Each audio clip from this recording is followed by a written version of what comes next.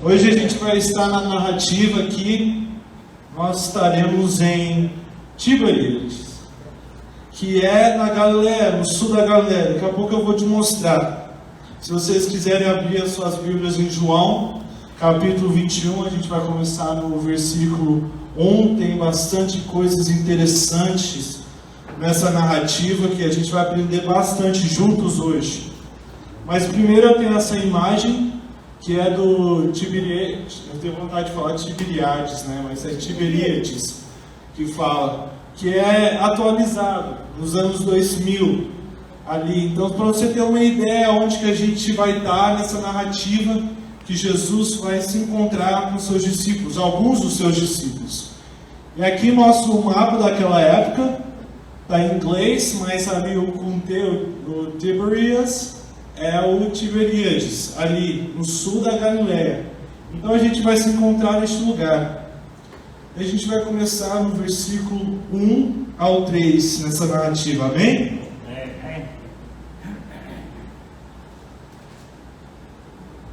Diz assim João, capítulo 21, do versículo 1 ao 3. Depois disso, Jesus apareceu novamente aos seus discípulos, à margem do mar de Tiberíades. Foi assim.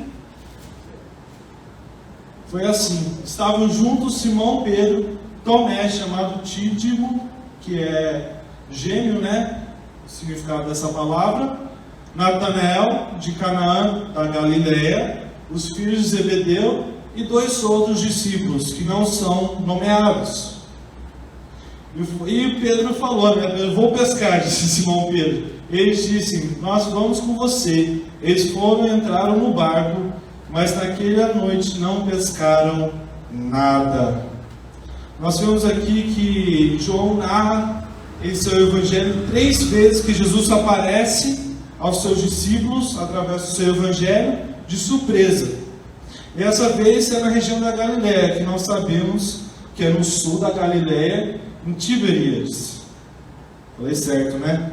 E nós vemos que uma vez anterior que Jesus, ou depois, né, que Jesus aparece aos seus discípulos, que é marcado em Mateus 28:16. Conhecemos muito bem essa passagem, que é quando ele aparece antes de ir para o céu, sentar à direita do Pai, ressurreto, e ser intermediador entre nós e Deus. Nós vemos que Jesus faz isso dia e noite, amém? Nós vemos que com Pedro Simão, né, Pedro, que nós conhecemos melhor, com mais 7 acompanharam ele à pescaria, e 2 que não foram nomeados.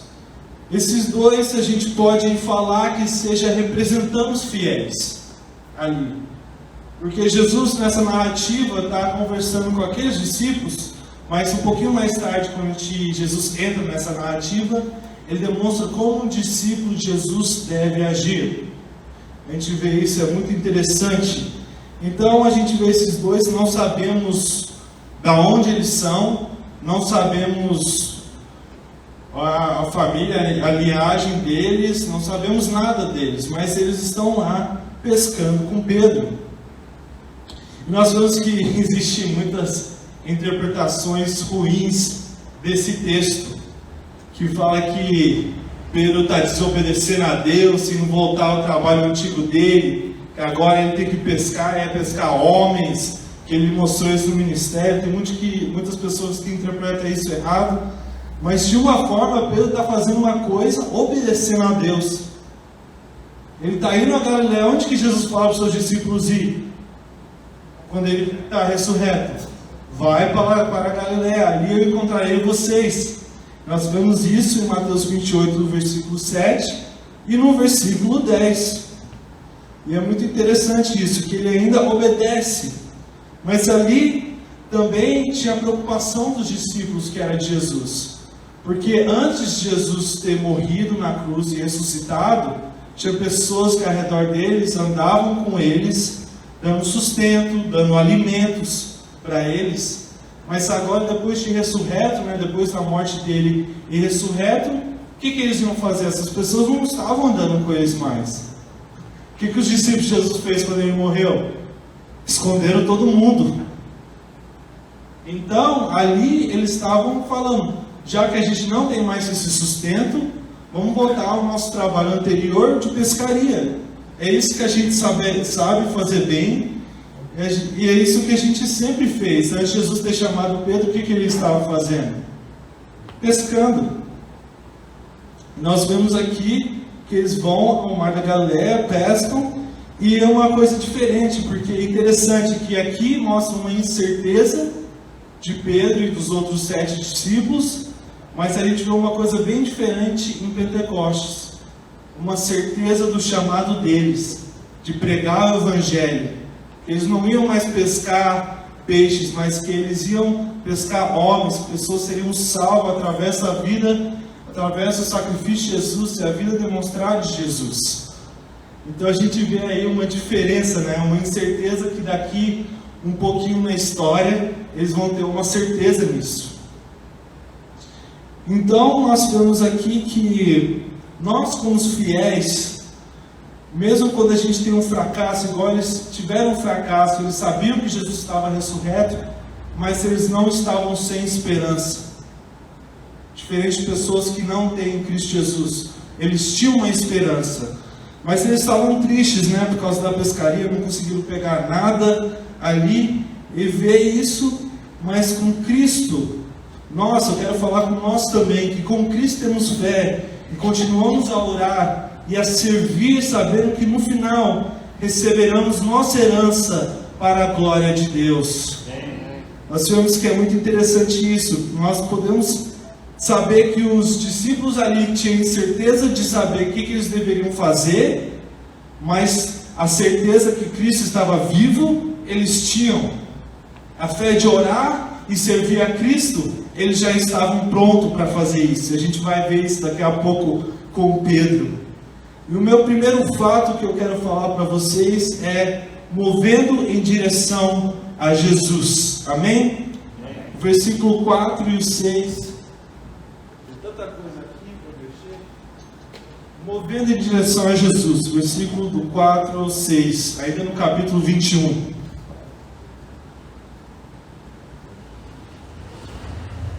Ao amanhecer, Jesus estava na praia, mas os discípulos não o reconheceram.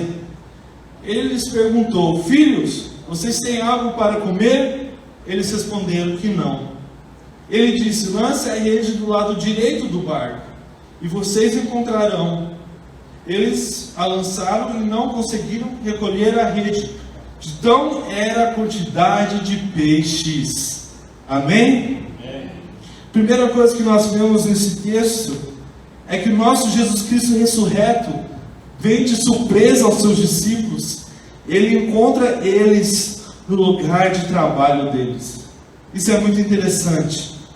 Nós vemos que talvez eles não conseguiram ver Jesus por causa da neblina e também a sua decepção, mas nós vemos que o Rei dos Reis, o nosso Senhor, é interessado em nós e vai ao nosso encontro. Nós vemos que Ele tem esse interesse. Jesus não só aparece na hora da ceia nas nossas vidas. Ele não só aparece na hora do culto. Ele aparece nas nossas casas. Ele aparece no nosso trabalho. Ele aparece nas nossas empresas. E ainda mais, a gente tem hoje o Espírito Santo que habita dentro de você.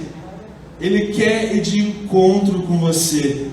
Nós vemos que eles não reconheceram, talvez seja a neblina ou a derrota de não conseguir peixes, e vemos que Jesus usa um palavreado muito comum, e talvez isso é uma outra maneira que eles não conseguiram reconhecer que era Jesus, porque ele usou um palavreado de perguntar: vocês conseguiram alguma coisa? Era um palavreado daquela época de pessoas que queriam comprar para revender, ou queriam comprar peixes para a sua casa, para ter como alimento. Então isso ajudou também. Jesus estava pensando de tudo, né? Que a hora certa que eles iam reconhecer seria a hora que Jesus queria que eles reconhecessem quem Ele era. É muito interessante isso nessa narrativa. Nós vemos que é um pedido em comum, né? Joga sua rede à direita. Aí tem gente que fala que tem uma coisa diferente à direita, à esquerda, não tem nada. O que acontece aqui não muda nada. Se eles tivessem jogado a rede direita, na frente, atrás, jogado a rede para cima, não é me dar nada. O que muda é guiado por Jesus. Nós vemos que nesse acontecimento, Jesus pede uma coisa simples. E Jesus estava testando os seus discípulos sobre a habilidade deles de servir Ele, de fazer o que Ele comanda a gente fazer nas coisas pequenas da nossa vida. Isso é muito interessante, porque é uma coisa tão que não faz sentido nenhum jogar rede à direita. Mas é para ver, você está pronto para mudar os seus métodos que te levam à direção a Jesus? Isso que eu tenho para vocês falar isso hoje, que com os nossos acontecimentos a gente não pode temer de mudar os nossos métodos. Talvez não está funcionando. Você fala que você lê a Bíblia de manhã e você lê 4 capítulos, você não parece que você está conversando com Jesus. Talvez não é assim que é para você ler a Bíblia. Talvez é de outra maneira. Talvez é um capítulo por dia. Talvez seja um devocional de manhã e ler a palavra de noite. Mas a gente tem que estar pronto para mudar os nossos métodos. Mas tem uma coisa aí. Mudando os nossos métodos tem que nos levar à direção de Cristo Jesus. Toda vez que você vai mudar um método no seu ensino, no seu aprendizado, no seu agir, tem que te levar mais perto da direção de Cristo Jesus, mais perto na vontade dele. Se está levando você mais longe, aí não é de Deus, não é uma coisa que Jesus quer que você faça. Nós vemos que esses discípulos não reconheceram ele. Mas vemos aqui que existe uma diferença, né? Porque antes, esses discípulos estavam trabalhando sem a direção de Jesus. Agora eles estão trabalhando com a direção de Jesus. Você viu a diferença como é trabalhar com Jesus, trabalhar sem Jesus nas nossas vidas? Amém. Faz uma diferença muito grande. Nós vemos outra vez que Jesus faz isso com seus discípulos, né? Em Lucas, o capítulo 5, do versículo 1 ao 11, talvez vocês conheçam essa narrativa, né, que Jesus fala para eles jogarem de novo a rede ao mar, e as redes eram tão pesadas que eles não conseguiam nem levantar, e eles até colocaram nos dois barcos peixes, e os barcos começaram a afundar. É isso aí que está acontecendo, que com a direção divina de Jesus Cristo, muda tudo na sua vida. Sem a direção divina de Cristo, você não vai conseguir fazer as coisas para a glória dele. Amém. Não vai acontecer na sua vida. Mas se você fazer as coisas em direção a Cristo Jesus, meus irmãos, é maravilhoso. A gente não sabe o quanto que vai ser esse resultado da obra de Cristo nas nossas vidas e na obra de servindo Ele. E se a gente focar e ser direcionado a glorificar a Cristo Jesus, o nosso Deus. Existe uma diferença muito grande. E tem uma frase de um escritor que fala assim, achei muito interessante o que ele fala. Talvez, se eles não tivessem pescado à noite, Cristo não teria dado a eles peixes durante o dia.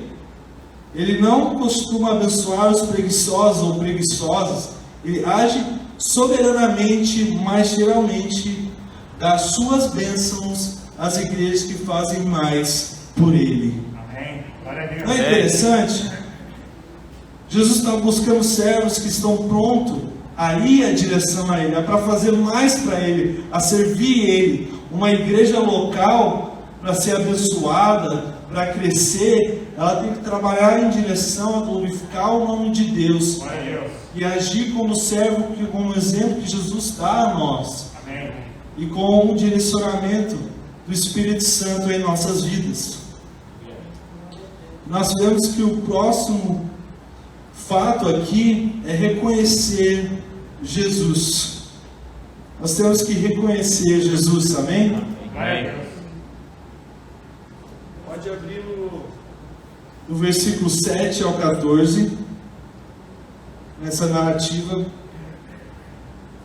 o versículo 7 começa assim: Os discípulos a quem Jesus amava esse é o famoso João, né? O discípulo que Jesus amava, disse a Pedro: é o Senhor. Simão Pedro, ouvindo o dizendo isso, vestiu a capa, pois havia tirado, e lançou-se ao mar. Os outros discípulos vieram no barco, arrastando a rede cheia de peixes, pois estavam apenas a cerca de 90 metros da praia. Versículo 9. Quando desembarcaram, viram ali uma fogueira, peixes sobre a brasa e um pouco de pão. Disse-lhe Jesus: traga alguns dos peixes que acabaram de pescar. Simão Pedro entrou no barco e arrastou a rede para a praia. Ela estava cheia, tinha 153 grandes peixes. Embora houvesse tantos peixes, a rede não se rompeu. Jesus lhes disse: venham comer. Nenhum dos discípulos tinha coragem de lhe perguntar: quem és tu? Sabiam que era o Senhor. Jesus aproximou-se, tomou o pão e deu a eles, fazendo o mesmo com os peixes. Esta foi a terceira vez que Jesus apareceu aos seus discípulos depois que ressuscitou dos mortos. Aleluia. Amém? Amém? Nós vemos aqui que existe uma coisa interessante acontecendo.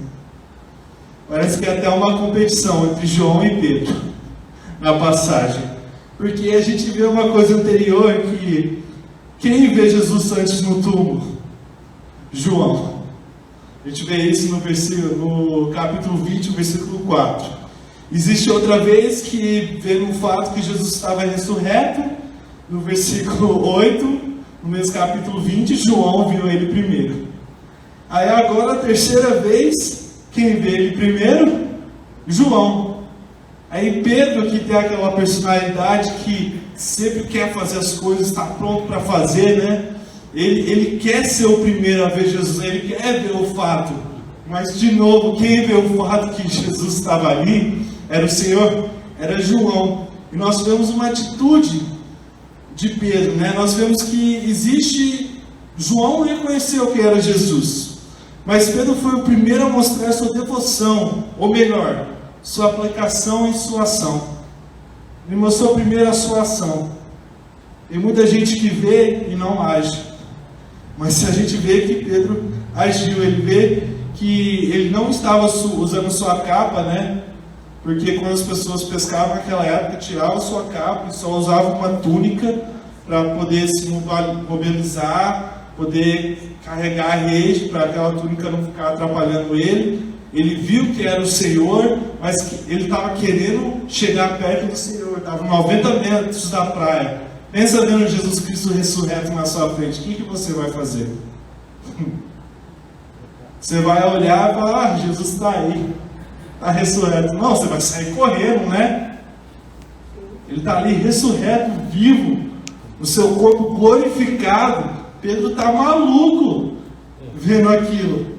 Ele coloca a sua túnica, pula, corre a direção e fala: ó, vocês são os seus discípulos aí, carrega aí, pega uns barcos, traz à beira da praia e eu vou ver meu Jesus. Pedro falou: faz o trabalho pesado que eu vou para Jesus. Mas se a gente vê que ele demonstra um amor ardente que ele tinha a Jesus, um amor de amigo ardente. Mas a gente vê que isso seria transformado depois da narrativa, depois dessa, na Bíblia. Nós vemos que ele tinha um amor ardente de amigo, mas a gente vê que Pedro seria adicionado a ele a um amor incondicional ao seu Senhor e Salvador Jesus Cristo. Amém. Ele amava Jesus como amigo. Ele amou andar com Jesus por 3 anos e meio, ele amou isso. Mas ele não tinha ainda aquele amor incondicional com Jesus. Nós vemos isso depois. Mas isso leva ele àquilo, né? A ter aquele encontro com Jesus. E Pedro deixou tudo. Eu ia ficar bravo com Pedro, viu? Se eu estivesse lá. Eu vejo meu Jesus ressurreto e falo: não, vou sair correndo, vocês pegam tudo e trazem para a praia. Vocês fazem o trabalho. Esse Pedro não tem jeito mesmo, né? Meu Deus.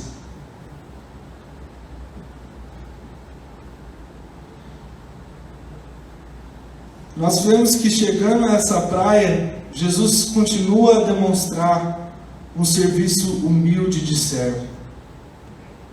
Nós vemos que o nosso mestre Jesus, o nosso professor, ele não para de agir desta maneira. Mesmo que ele está no seu corpo glorificado, ele é Jesus Cristo, ele é o Rei dos Reis, ele tem toda a autoridade na terra e nos céus, ele demonstra como seus discípulos devem agir. Muito interessante isso. Ele prepara uma comida especial aos seus discípulos. Eu acho muito interessante que ele pede para eles trazerem os peixes, né? Aí Pedro vai lá e mostra a sua força. O cara não ajudou de primeira, mas ele mostra a sua força de segunda. Falou, vai, pega os peixes que vocês pegaram, 153 peixes grandes, e Pedro vai lá e pega sozinho. E isso tem medida que os historiadores e escritores, né, falam que pode ser em torno de 136 quilos aquela rede cheia de peixe. Pensa Pedro puxando aquela rede sozinho. A rede não se rompeu. Muito interessante isso. Nós vemos que Jesus fala para eles acrescentarem o que já estava lá. Nós vemos que Jesus não pede a nós, não pediu aos seus discípulos ali para fazer um prato, para preparar o prato, para fazer um prato completo de comida. Mas ele fala para eles acrescentarem na obra que ele já começou. Amém. Amém. Sabemos que Jesus não quer que você faça o prato, Jesus não quer que você esquenta a água, faz o arroz, o feijão, prepara tudo. Ele quer que você acrescente, ele quer que você traz um bolo para aquela comunhão, para comer com ele. Ele quer que você traz uma torta. Ele não quer que você faça o que só ele pode fazer por você. Ele quer que você acrescenta ao reino dele como servo de Deus. Amém. Amém? E tudo isso que a gente faz acrescentar é para a glória do Senhor Jesus Cristo. Nunca esqueça disso. E nessa interpretação tem muitos escritores, pastores, né, antigos, né, não esses pastores de hoje. São um pastor do século 14, 18, antigos. Falam que talvez essa interpretação de 153 peixes sejam de uma maneira uma ilustração o que os discípulos fariam naquela época. Se isso é verdade ou não, não sei, mas eu acho bonito essa ilustração. Que os peixes seriam pessoas que eles iam pregar o Evangelho, as boas novas, essas pessoas seriam salvos naquele mundo antigo que eles viviam. Eu achei muito interessante isso, né? Nós vemos aqui que é muito impressionante esse agir. Nós vemos que Cristo, até ressurreto, mostra o agir de servo aos seus discípulos. Aquele café da manhã maravilhoso que quando a gente chegar nos céus vai ter aquele banquete para a gente. Não vejo a hora de comer aquele banquete nos céus, na nova terra, comer aquelas frutas, carne, tudo. Vai ser bom demais. Oh, glória! Dá para arrebatar a gente hoje, Jesus? Pode ser hoje? Mas a gente vê que Jesus dá um convite aos seus discípulos. Nós vemos que Jesus dá vários convites aos seus discípulos através dos evangelhos. Eu vou falar algum deles aqui. Não sei se eu coloquei no PowerPoint. Coloquei os versículos, vocês podem anotar. Mas eu quero falar alguns convites que ele nos dá nos evangelhos. Jesus fala, vem e vê. Em João 1,39 diz assim, respondeu ele, vem e verão. Então foram por volta das 4 horas da tarde, viram onde ele estava hospedado e passaram com ele aquele dia. Jesus convida os seus discípulos, venha e aprenda. Em Mateus 11, do 28 ao 29, venham a mim todos aqueles que estão cansados e sobrecarregados, e eu lhes darei descanso. Tomem sobre vocês o meu jugo, e aprenda de mim, pois sou manso e humilde de coração, e vocês encontrarão descanso para suas almas, pois o meu jugo é suave e o meu fardo é leve. Jesus dá outro convite dizendo assim: venha e descanse. Em Marcos 6,31, havia muita gente indo e vindo, a ponto de eles não terem tempo para comer. Jesus lhes disse: venham comigo para um lugar deserto e descanse um pouco. E nós vemos: venha e come. Outro convite de Jesus, Mateus 25, do 35 ao 36. Jesus lhes disse: venham comer. Nenhum dos discípulos tinham coragem de lhes perguntar: quem és tu? Sabem que era o Senhor. Isso daí está em João 21, 12. Perdão. Isso daí venham e comam, que a gente está vendo a narrativa hoje. E agora venham e vejam a herança. Mateus 25, do 34 ao 36. Então o rei dirá aos que estiveram à sua direita: venham benditos de meu Pai, recebam como herança o reino que lhes foi preparado desde a criação do mundo. Pois eu tive fome, vocês deram de comer, tive sede, vocês me deram de beber, fui estrangeiro e vocês me acolheram, necessitei de roupas e vocês me vestiram, estive enfermo e vocês cuidaram de mim, estive preso e vocês me visitaram. Amém? Amém. Nós vemos que aqui os discípulos não tinham coragem de perguntar a Jesus se era Ele mesmo. E esse perguntar, na passagem que a gente está lendo, é uma interrogação, é um verbo de interrogação, de aprovação, de investigar em forma de pergunta.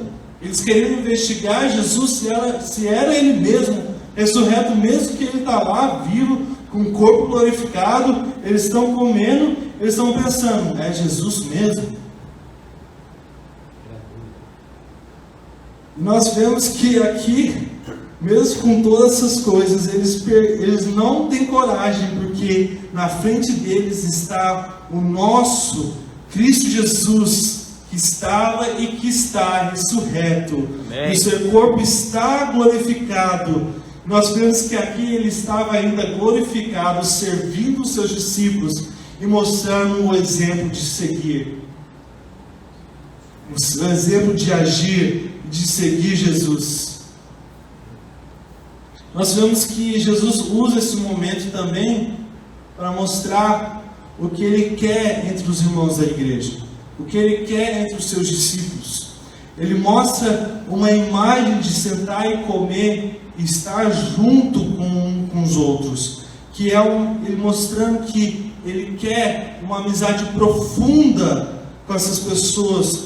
Ele traça a comunhão. Amém. Ele traça a comunhão entre os seus discípulos. Nós vemos aqui, quero falar para vocês hoje, meus irmãos e irmãs, tenha certeza nisso: Jesus provê tudo o que você precisa em suas necessidades. Amém. Jesus está mostrando para eles como ser um servo, está mostrando como viver em comunhão, mostrando que quem vai suprir todas as suas necessidades. Eu estou mostrando, fazendo esse banquete para vocês aqui à beira do mar, sou eu. Amém. Então não precisamos nos preocupar. E nós vemos aqui que mostra que eles ainda queriam interrogar, eles se sentiram constrangidos. E eu acho muito interessante o que um escritor falou, um pastor no século XVIII, que diz assim: eles comeram o pão e os peixes naquela manhã. Não tenho dúvida, em silencioso auto-humilhação. Pedro olhou com lágrimas nos olhos para aquele fogo de brasa, lembrando-se de como ele se levantou e se aqueceu quando negou seu mestre. Tomás ficou ali, Tomé, né? Não Thomas, em inglês, perguntando-se se deveria ter ousado pedir tais provas de um fato muito claro. Todos eles sentiram que não poderiam escolher em nada em sua presença divina, uma vez que se comportaram tão mal. Muito interessante isso. Porque o comportamento dos discípulos, quando Jesus morreu, não foi o comportamento ideal de um discípulo de Jesus. Mas nós vemos que Jesus volta a aparecer aos seus discípulos, ressurreto. E em vez de falar, vocês me negaram. Em vez de falar, Tomé, para de me questionar porque eu estou ressurreto. Olha as marcas da minha mão. Não, ele não fez isso. Ele demonstrou como que eles deveriam agir como servos. Como eles deveriam chegar a mais próximo de Jesus. Como eles deveriam comportar como discípulos de Jesus. É muito interessante isso, né? Que ele mostra nessa narrativa tudo isso. O milagre tem dos peixes. Mas eu acho que nessa passagem, além do milagre, é o exemplo que Jesus está mostrando de uma vida de um discípulo. Amém. Nós vemos que em qualquer época que nós estamos, e até a gente vê nessa narrativa Jesus aparecendo a terceira vez, ressurreto a eles. Não importa a época, Jesus mostra como seus discípulos devem agir. Não importa a época, Jesus busca servos que vão mover em direção a Ele. Amém. Que reconhece Ele como Salvador e Senhor. E que vão espelhar o agir de servo para acrescentar ao reino dele para a sua glória. Amém. Glória a Deus. Amém. Eu quero que vocês tirem isso dessa passagem hoje. Movendo em direção a Jesus. Todo dia a gente tem que buscar mover em direção a Jesus. Talvez você precise mudar seus métodos. Mudar como você está fazendo as coisas. Por isso eu convido você a orar ao Senhor. Pedir direção ao Senhor. O que você precisa mudar na sua vida? Se é um agir, se é um palavreado, se é como você está estudando a palavra, se você está lendo a Bíblia só para falar que você leu 4 capítulos um dia, ou você está buscando um relacionamento com Ele e você está movendo mais perto de Jesus hoje, em direção dele. Eu convido vocês a fazer isso, continuar a fazer isso hoje. O segundo é conhecer Jesus. Não deixe de reconhecer Jesus na sua vida. Amém. Porque é fácil reconhecer Jesus aqui, mas é difícil quando você está entre seus amigos que não crê que Jesus existe, não crê em Deus. Aí é difícil reconhecer quem é Jesus. Mas pode ter certeza que Ele não aparece só aqui, mas Ele aparece entre os seus amigos pagãos. Ele aparece na sua empresa. Ele aparece na sua família. Amém. Porque você é um discípulo de Cristo. Amém. Guiado pelo Espírito. E nós temos a terceira, que é espelhar o agir de Cristo Jesus. E nós aprendemos hoje o que é espelhar o agir de Cristo. Um dos agires de Cristo mais principais que Ele fala para a gente ser a Ele, servos. Amém. Ele busca servos que vão glorificar o nome dEle, que vão levantar o nome dEle. Isso aí é muito essencial para a vida cristã. E quando eu estudei essa passagem, eu aprendi muito. Eu acredito que vocês aprenderam muito hoje com essa palavra. Glória a Deus. Graças a Deus que nosso Deus é um Deus de milagre, Amém. mas também é um Deus de ensino. Amém. Ele ensinou muito com essa passagem. Porque desde o começo até o final dessa narrativa, Ele está demonstrando aos seus discípulos como viver com Ele, com Cristo Jesus. Amém. Como ser um discípulo verdadeiro. Como viver vida juntos em comunhão. Não virar na cara de uma pessoa e falar os erros, mas ser um exemplo, guiando o exemplo que é Jesus Cristo. Essa pessoa um dia vai seguir o seu exemplo. Amém. Porque até eu tentei muitas vezes falar para a pessoa: ó, você precisa melhorar nisso, ó, você está fazendo isso errado, ó, você está fazendo muito isso errado, só focando nos defeitos dele ou dela. Isso daí é muito ruim, atrapalha a vida daquela pessoa, atrapalha a sua vida, machuca a sua vida também. Mas quando a gente começa a ir à direção de Cristo, buscar o exemplo dele de servo, nós começamos a ser um exemplo na vida daquela pessoa. E aquela pessoa vai começar a estar aberta a ouvir o que você tem a dizer com ele. E o seu falar vai ser manso, como o falar de Cristo Jesus. Amém. Um palavreado com amor. Não vai vir a arrogância, mas vai vir um amor. A pessoa vai reconhecer: esse daí é o discípulo de Cristo Jesus. Aleluia. E assim aquela pessoa vai começar a agir, espelhando o agir de Cristo Jesus. Eu convido a vocês a fazer isso hoje.